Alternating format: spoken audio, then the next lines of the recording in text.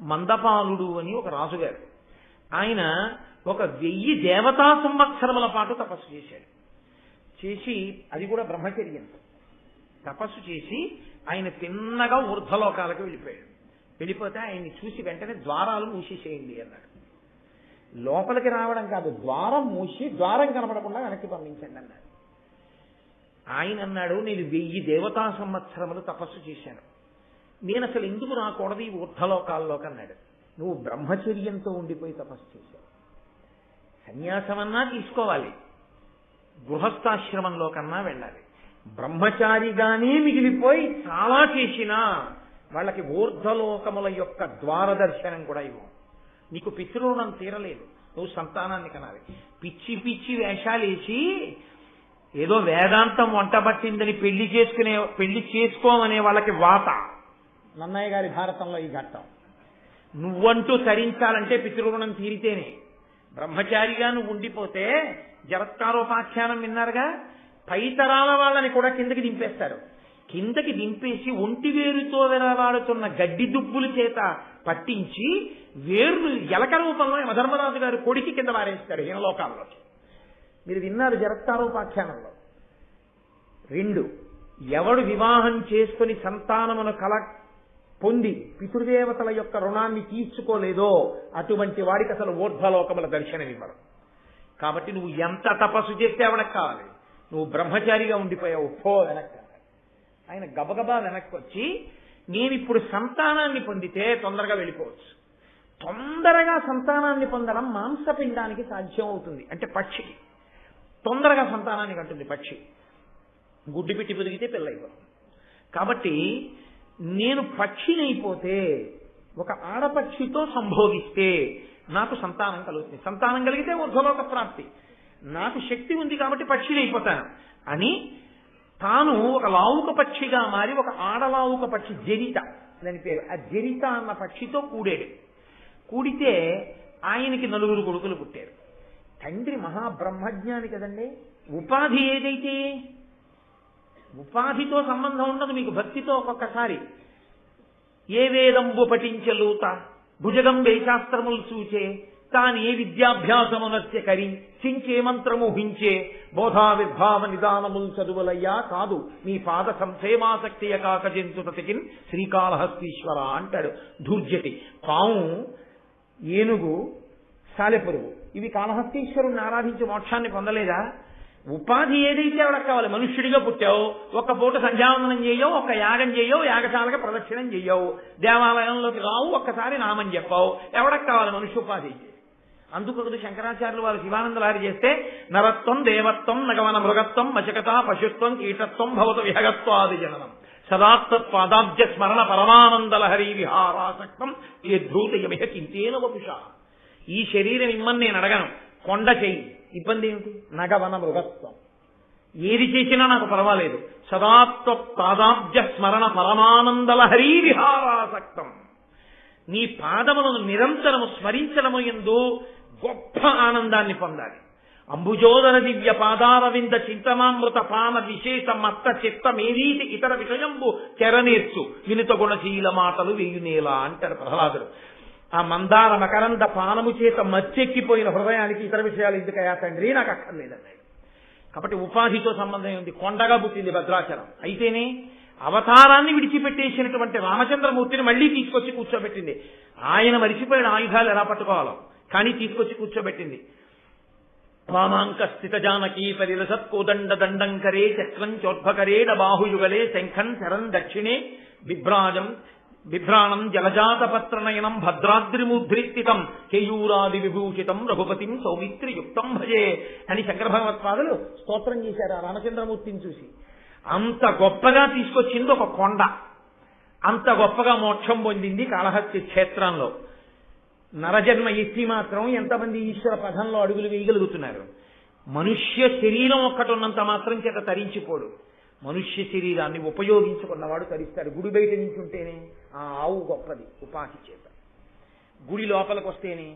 లోపల వస్తువు మారనప్పుడు భేషజానికి పూజలు పనికొస్తే, భేషజానికి శరీరం పనికొస్తే, ఈశ్వరుడి ముందు అహంకార పరిత్యాగం చేసి వినయంతో తల వంచడం నీకు చేత కాకపోతే, ఇలా తలెత్తి గుండెల మీద చెయ్యేసుకు చూపించుకోవడానికి నీ పనికొస్తే, తెచ్చినవన్నీ నీవే అన్న భ్రాంతి నీకుంటే, నీ అహంకారానికి అది ఆలవాలమైతే ఎవడకు కావాలా మనుష్య జన్మ?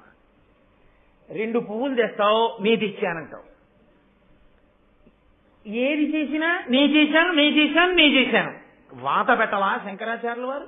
గభీరే కాసారే విశతి విజనే ఘోర విపినే విశాలే శైలే చ భ్రమతి కుసుమార్థం జలమతి సమర్పీచేత సరసిజముమానాదభవతే సుఖేనావస్థాతుం జనైహ నజానాతి కిమహో అని అడిగారు.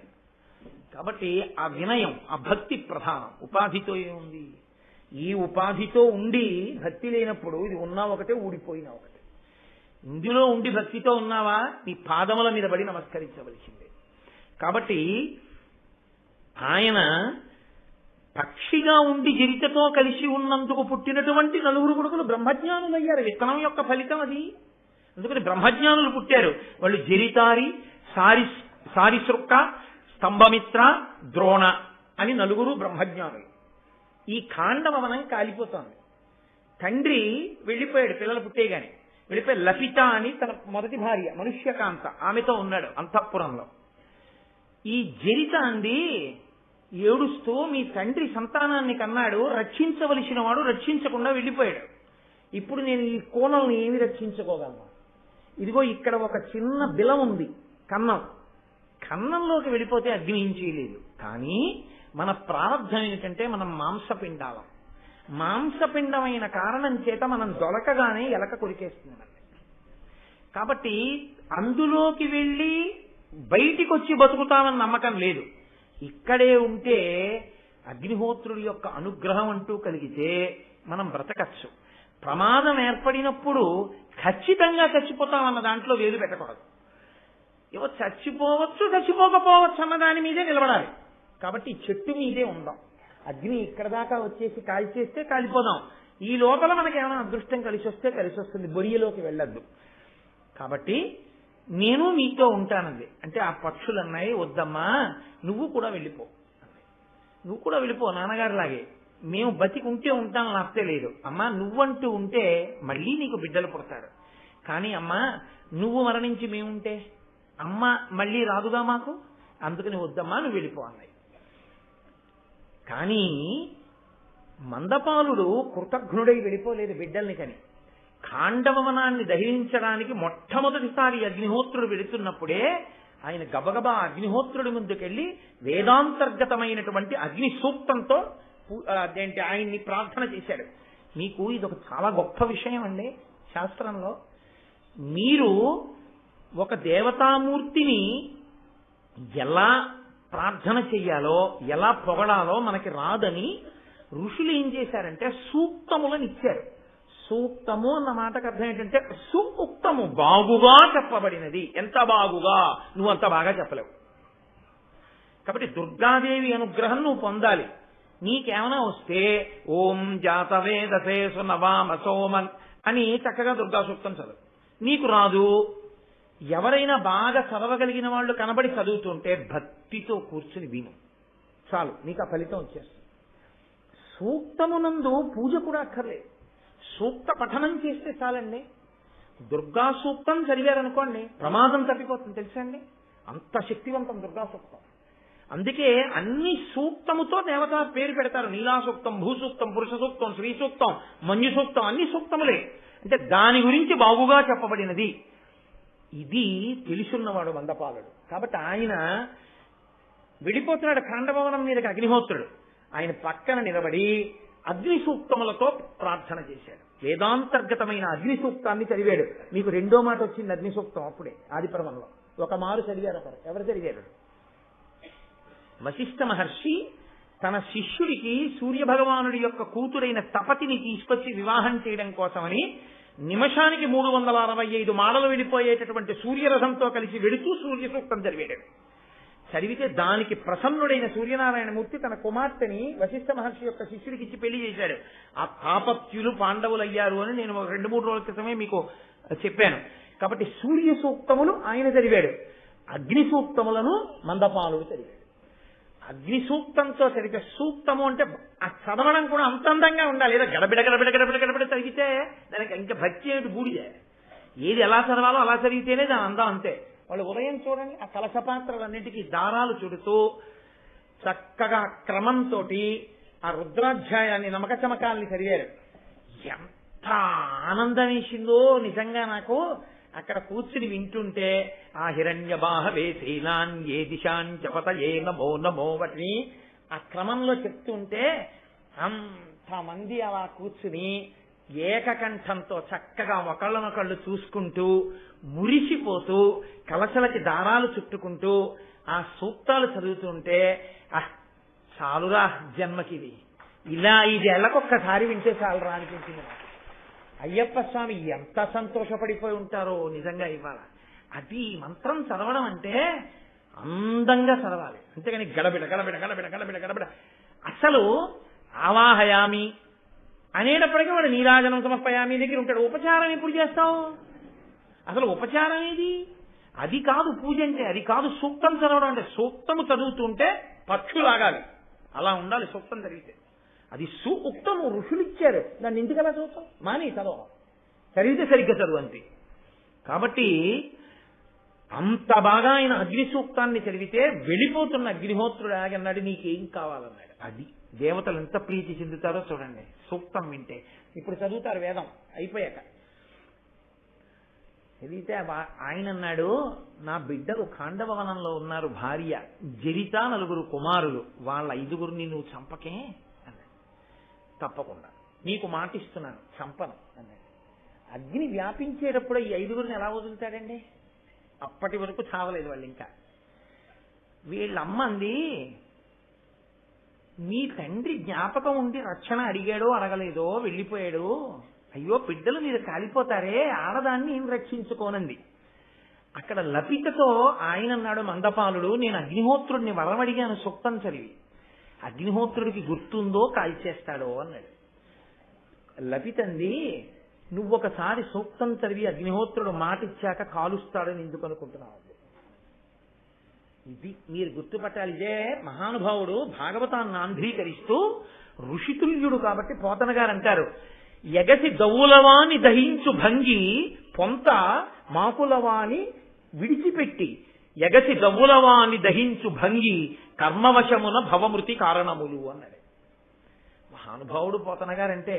అందుకే అగ్నిహోత్రం ఒక్కొక్కసారి పక్కనున్న కాగితాన్ని వదిలేసి కిలోమీటర్ దూరంలో ఉన్న ఒక పాక కాల్చేస్తుంది. ఈ కాగితాన్ని ఎందుకు వదిలింది అనుకుంటున్నారు? ఎప్పుడో ఎక్కడో ఇది అగ్ని సూక్తం చదివింది, కాల్చలేదు. సూక్తం సూక్తమేనండి. హరిశ్చంద్రోపాఖ్యానంలో ఒక్కసారి ఆ విశ్వనాథుడిని దండకం చేస్తే ఆగిపోయిందంటే అగ్నిహోత్రం, వాళ్ళని ఏం చేయలేదు.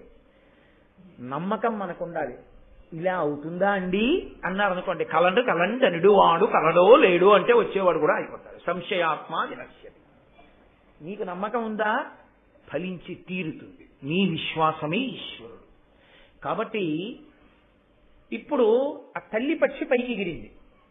ఈ 4 పక్షులు అగ్నిహోత్రం వస్తోందని ఇటొకటి కూర్చుంది, ఇటొకటి తలపెట్టింది, ఇటొకటి తలపెట్టింది, ఇటొకటి తలపెట్టింది. అగ్నిహోత్రం మీదకి వచ్చేస్తోంది. ఆయనకి జ్ఞాపకం ఉంది చూడండి, వీళ్ళని కాల్చకూడదని గుర్తుపెట్టుకున్నాడు ఆయన. అది ఈశ్వరుణ్ణి మీరు ఒక్కసారి సూక్తంతో ఆరాధన చేస్తే ప్రమాదం వచ్చేసినప్పుడు అంతమందిలోంచి బయటపడిపోతారంతే. చిదంబరంలో కొన్ని 100 మంది చచ్చిపోయారు ప్రమాదంలో. తండ్రి గారు చేసుకున్న పుణ్యం గిని చిన్న పిల్లవాడు పంచదార చిలక అనేవారు. ఆ పిల్లాడు ఒక్కడు నిద్రపోయాడు, వెళ్ళలేదు ఉత్సవానికి, బతికేశాడు. ఆ బతికేసిన పిల్లాడు ఎవరో తెలుసా? కొన్ని కోట్ల మందిని సనాతన ధర్మంలో బతికించేశారు. ఆయనే కంచికామకోటి పీఠాధిపత్యం వహించిన నడిచే దేవుడు పరమాచార్య చంద్రశేఖరేంద్ర సరస్వతి మహాస్వామి గారు. కాబట్టి ఈశ్వరుడు అనుగ్రహించగలరు. ఒక్కసారి నువ్వు అలా చదివితే చాలు జీవితంలో సూక్తం. ఇప్పుడు 4 వేపులకి 4 ముఖాలు పెట్టిన ఈ పక్షులు అగ్ని మీదకి వచ్చేస్తుంటే తండ్రి గారి యొక్క వారసత్వం కదూ. వీళ్ళన్నారు మీదకొస్తోంది అగ్ని, మనం ఏం చేస్తాం? కాబట్టి నలుగురం కూడా చక్కగా కూర్చుని బ్రహ్మగారు 4 ముఖాలతో ఎలా చదువుతాడో అలా అగ్నిహోత్రుడి మీద సూక్త పఠనం చేద్దాము అని వాళ్ళు వేదంలో ఉన్నటువంటి మంత్రములను అగ్ని సూక్తములను చదువుతున్నారు. అగ్నిహోత్రుడు చూసి తండ్రి అదే చదివాడు, పిల్లలు అదే చదివారు, ఎంత గొప్పవాళ్ళురా అని పక్షి పిల్లల్ని విడిచిపెట్టి వెళ్ళిపోయాడు అగ్నిహోత్రుడు. అంటే మీరు ఒకటి గుర్తు పెట్టుకోవాల్సి ఉంటుంది. నన్నయ్య గారు జ్ఞాపకం చేస్తున్నారు, ఐశ్వర్యం ఇచ్చిన అగ్నిహోత్రుడే, ఆపద తప్పించిన అగ్నిహోత్రుడే. అగ్నిహోత్రం ఉన్న చోట శాల వెయ్యడం అంటే అంత గొప్పదండి. అందుకే కరువుకొచ్చిన ప్రమాదాన్ని తీసి పారేస్తారంటే ఆయన అంత గొప్పది. అందుకే యాగశాల యాగశాల మురిసిపోయాను నేను. ఉత్సవం ప్రారంభం అప్పటి నుంచి యాగశాల యాగశాల చాలా జాగ్రత్త, యాగశాల అలా ఉండాలి అలా ఉండాలి అలా ఉండాలి. ఎందుకని ఒక్కటే మహానుభావుడు అగ్నిహోత్రుడు అక్కడ రగులుతాడు, ఆయనే అక్కడి నుంచి తీసుకెడతాడు దేవతలకు హవిస్సులు. ఆ యాగశాలయే కొన్ని సంవత్సరముల పాటు ఈ దేవాలయం అభ్యున్నతికి, మన యొక్క క్షేమానికి కారకం అవుతుంది. అంత పవిత్రం ఆ యాగశాల. కాబట్టి 4 ముఖములతో చదివేట 4 పిల్లలు చదివితే ఆయన అనుగ్రహించేశాడంతే. ఇది అగ్నిహోత్రం, ఇది ఖాండవవన దహనం. కానీ నాకు నన్నయ్య గారి యొక్క అనుగ్రహంతో, మా గురువు గారి అనుగ్రహంతో, అయ్యప్ప స్వామి అనుగ్రహంతో ఖచ్చితంగా అగ్నిహోత్రుడు అనుగ్రహించాడు మనందరినీ యాగశాలలో అనడానికి గుర్తేమిటో తెలుసా అండి? ఇవాళ ఎట్టి పరిస్థితుల్లో ఈ ఘట్టంతో నేను ఉపన్యాసాన్ని పూర్తి చేయకూడదు. 7వ తారీఖు పూర్తి చేసేటట్టుగా పెట్టుకున్నాను. అందులో నేను ఇవాళ అంటే 2 రోజులు వెనక్కుంటాను, ఎక్కడో మైమరిచిపోయి వెనక్కి. అలాంటి వాణ్ణి అనుకోకుండా ఈశ్వరుడు ఎందుకో స్వామివారు నువ్వు వద్దయ్యా 7వ తారీఖు నేను కూడా వింటాను 6వ తారీఖు ప్రసంగం అంటే, వద్దండి మీరు పీఠార్చన చేయండి అని 5వ తారీఖు పూర్తి చేస్తాను. అవుతుందా అనుకున్నాను. 5వ తారీఖు ఖాండవవన దహనం, అగ్ని సూక్తం, అగ్నిహోత్రుడి యొక్క వైభవంతో అక్కడ యాగశాలలో అగ్ని ప్రజ్వరిల్లిన రోజునే ఇక్కడ ఉపన్యాసాలు కూడా పూర్తవడం ఈశ్వరానుగ్రహమే. ఇంకెంతకన్నా తాత్కాణం ఏం కావాలి? కాబట్టి తదనంతర కాలమునందు దేవేంద్రుడు ప్రీతి చెంది అనేకమైనటువంటి అస్త్ర సంబంధమైన మంత్రములను కూడా అర్జునుడికి ఉపదేశం చేసి, కొడక ఎంత గొప్ప యుద్ధం చేశావురా అని కృష్ణ భగవానుణ్ణి ప్రార్థించాడు. అప్పుడు ఇప్పుడు ఎప్పుడూ నా కొడుకుని ఇలాగే అంటిపెట్టుకుని ఉండేం కృష్ణ, నిన్ను నేను ప్రార్థన చేసేది ఇదే అన్నాడు.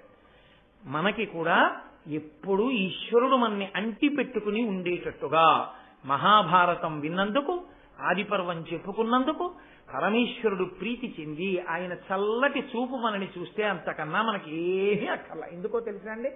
ఆయన చల్లని చూపే మనకు అన్నిటినీ ఇస్తుంది.